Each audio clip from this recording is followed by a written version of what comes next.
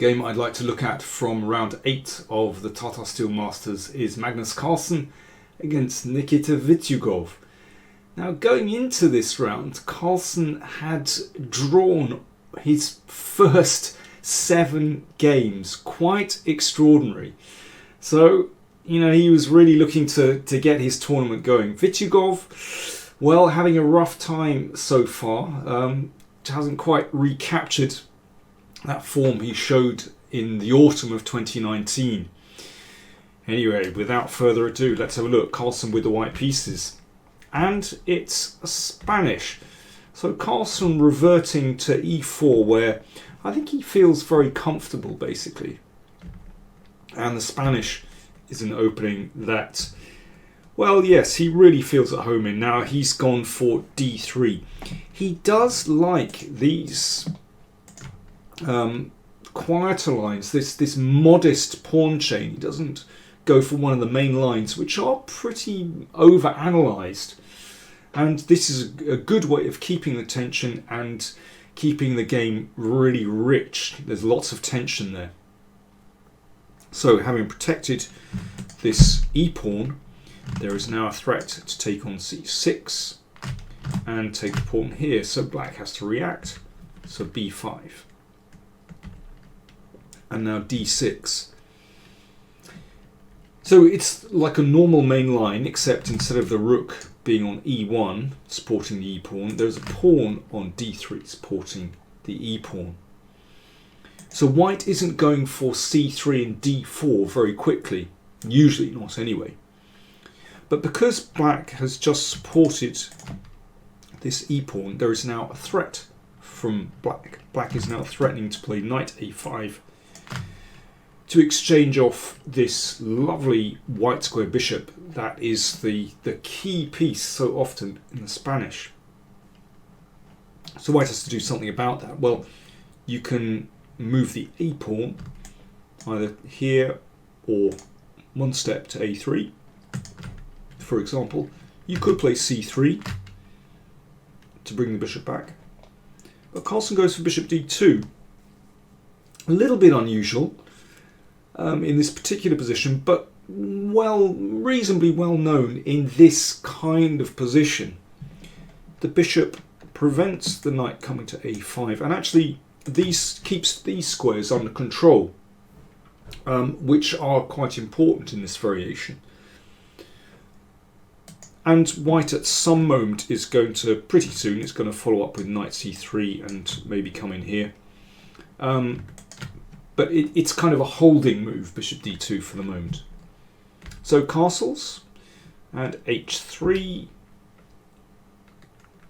Vitiugov previously has played bishop b7 here, but we had h6 from him today. This is the start of a little curl up with rook e8 and bishop f8. We'll see that in a second. Rook e1 from Carlsen.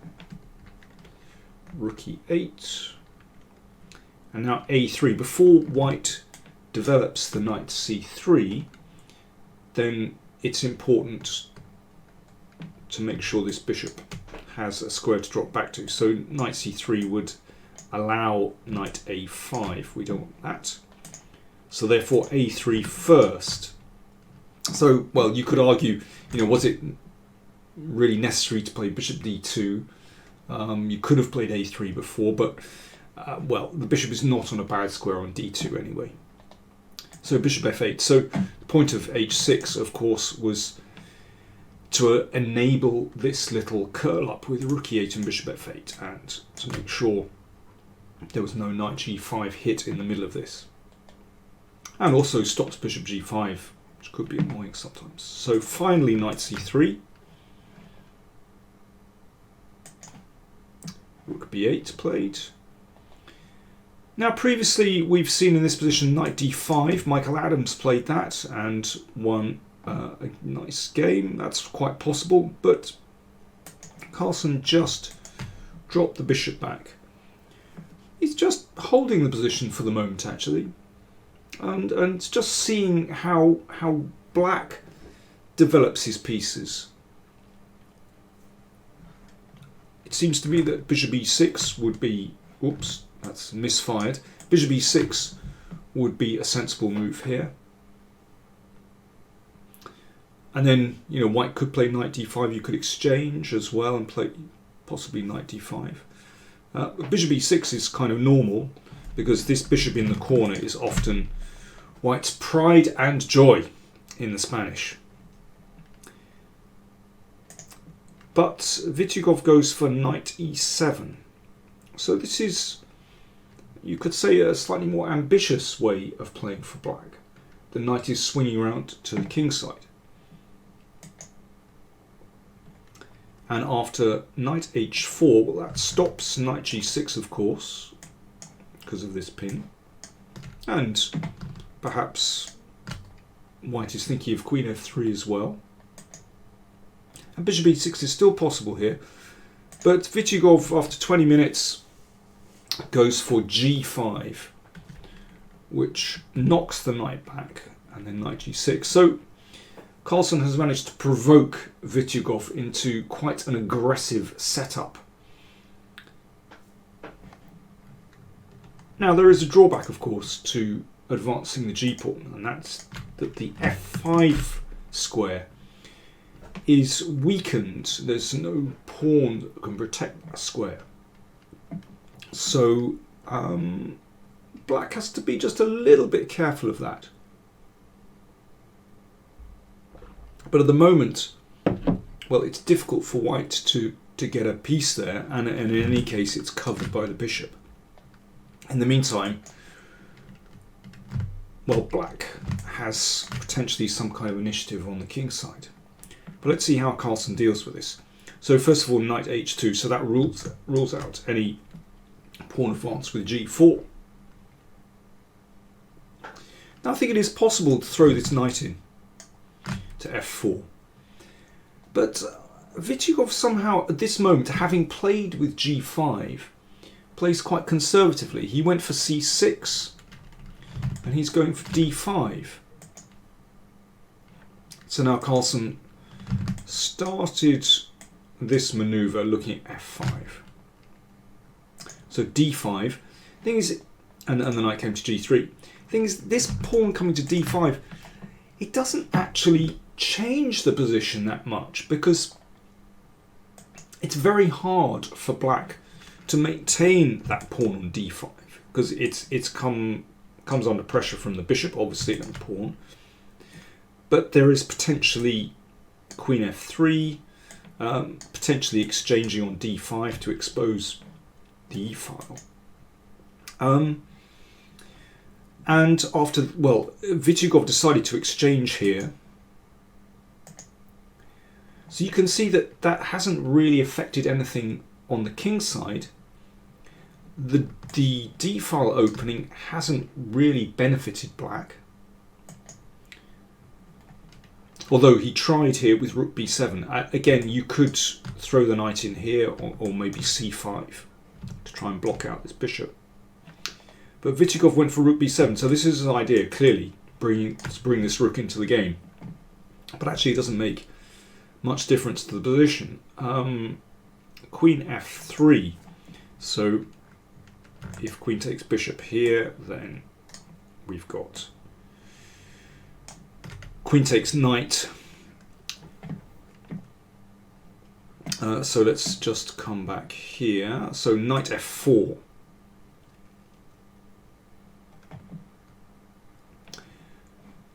And rook d1. But that knight could have been thrown in at a much earlier stage anyway, and I think the fact that the d-file is opened, well, it even kind of rebounds on black here. So rook d7. Hitting this bishop. Bishop e3. And you can see that black can't exploit anything on the d-file.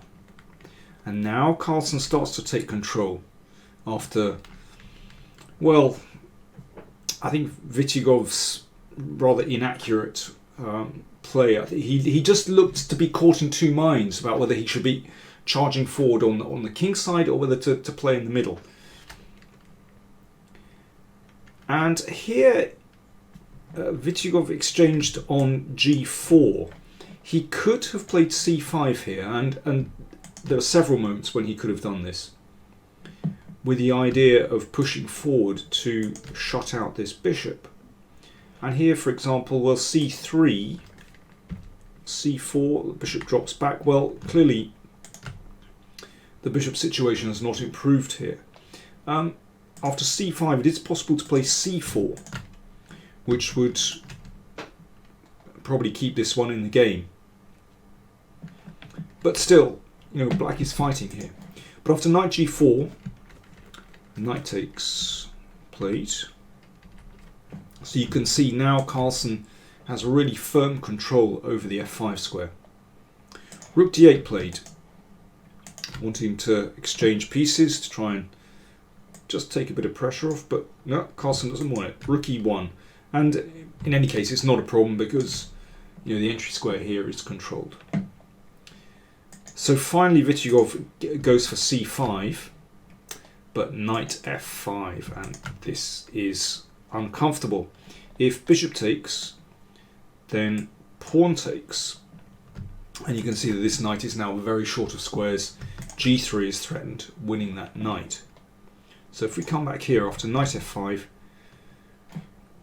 the queen had to move, and g3 anyway. So you can see that basically the initiative has completely turned around on the king side. Magically, Magnus has that wonderful knight on f5 now. And he played queen h1. Well, that's a beautiful move. Attacking the pawn on h6. And here Vitiugov went for f6. He still had a chance. Carlsen, after the game, thought that, you know, knight d4, actually things still weren't so clear. It would give up the h-pawn. I can understand how Vitiugov would be reluctant to do this. Let's have a look. So bishop takes. Now we need to make sure that the knight doesn't take here. So bishop takes first.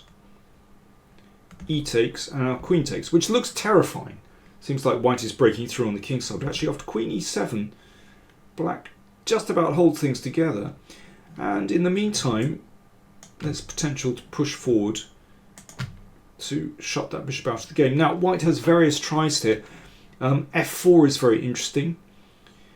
One can also give a check here and play some tricky stuff like this, threatening mate. And then bishop takes pawn. This is very interesting. If queen takes, then queen takes pawn, check, and hits the rook. But after bishop takes pawn, actually rook d6 isn't clear at all. There is a nasty counterattack in the air. So this is actually quite a tricky position. Yes, white is better here. Probably f4 is the best move, but that is not an easy move to play because, of course, it exposes white's king as well. So that would have still been a chance. But in the game after f6, this is pretty horrible. Carlsen, instead of taking here, now this is very clever. Perhaps Vitiugov was anticipating that Carlsen would take here, and then queen g7, and actually matters are not so clear. If the queens are exchanged, then black has a fighting chance, because this extra pawn doesn't mean too much. And if the queen retreats, then c4, blocking out the bishop. But instead of that, instead of taking on h6, Carlsen played bishop d5. And I suspect that Vitiugov had completely overlooked the strength of this move. It just holds the position. Well, I mean, what a picture for a start. Carlsen has managed to get his minor pieces to the dream squares in the Spanish, d5 and f5, the outposts. And here Vitiugov was so demoralised, he'd obviously overlooked Carlsen's last move, that he resigned. Well, a little bit early, but as Carlsen said afterwards, he was probably just fed up and decided that was that. In fact, black's position is hopeless. Let's have a look at a few possibilities. So, for example, well, now of course this is a more serious threat. So what happens if black defends this? Let's say with queen h7. Well, white can just play very slowly here. Black is so caught up in pins and potential threats with the knight. It's actually impossible for black to untangle here. So let's try king h8, king g2. So white just wants to bring this one over. And let's say rook e8, rook h1. Now let's just open things up. b4, and let's hit this rook. This is just a little sample variation. And if rook e6, we'll play bishop c5, and I just want to get rid of that bishop and take here. So here, and now rook d1. Here's a nice switch, taking control over the d file. And let's see, if king here, then we take this, and black is absolutely helpless here. Knight e7 coming, knight here, followed by queen f5. I mean, it's just a joy to play this for white. Or coming back here, let's try knight c7, but then knight takes. If queen takes, then the rook comes over, wins the queen. If bishop takes, we take on f6. And let's try something else. King h7, defending the pawn. Queen h5. I mean, black has hardly any moves here. It's so nasty. So white threatens simply to play king g2 and rook h1. So if, let's say, knight d4, we'll take. Oh, now here's a nice finish. You can take on h6 and bishop f7, threatening queen g6. And if here, well, we can take that bishop anyway. Very old theme. If king takes bishop, queen check, wins the queen. And if king here, we'll go queen g7, threatening a devastating discovered check. Black's position is falling apart. Carlsen said afterwards, "That's huge for me." His first win in the tournament. Coming into the rest day, it's a massive boost. There we are. Yeah, so incredibly, Carlsen is back in with a chance. Caruana won today. He miraculously saved a lost position and against Anand and even managed to win. So Caruana and Firouzja are on 5.5 out of 8. So and Van Foreest on 5 out of 8, and then just behind Carlsen and Duda on 4.5. So Carlsen, incredibly, is still only 1 point off the lead with 5 games still to go. Notably, Caruana and Carlsen have a fairly easy run in, actually. It's going to be a really critical test for Firouzja. He has to face both of the beasts, both Carlsen and Caruana. Anyway, it's going to be a fascinating final 5 rounds. Thanks very much for watching.